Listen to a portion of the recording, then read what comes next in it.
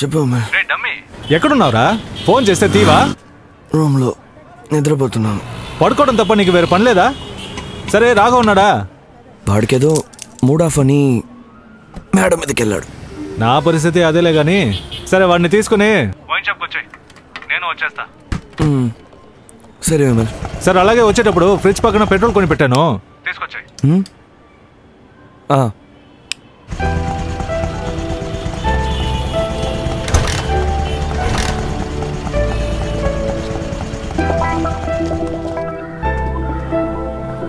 ఏ Raghava, Vimal phone చేశాడు, wine షాప్కి రమ్మన్నాడు, వెళ్దామా?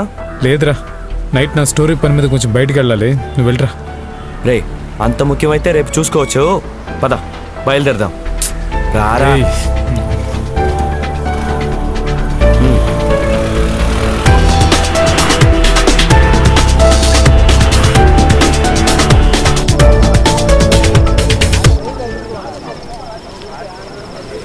ఏంట్రా ఏమైంది బండికి?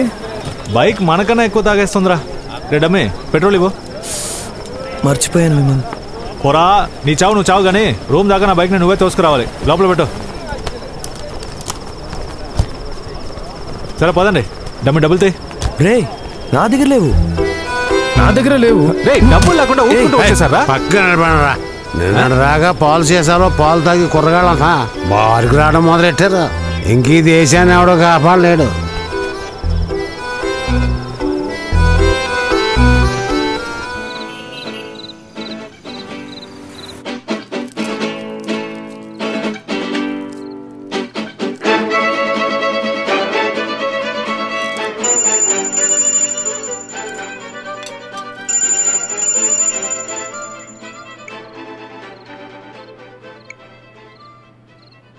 చెప్పు విమల్.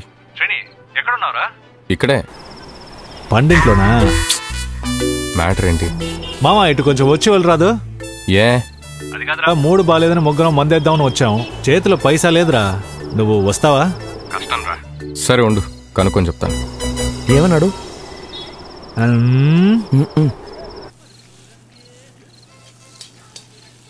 పండు ఏంటి? మన వాళ్ళకేదో అర్జెన్సీ అట, పిలుస్తున్నారు. మరి నన్ను వెళ్ళమంటావా?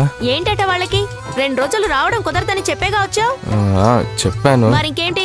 ఊరికే ఫోన్ చేసి టార్చర్ చేస్తున్నారు. ఇంకోసారి ఫోన్ చేస్తే బొక్కలో తోస్తానని చెప్పు.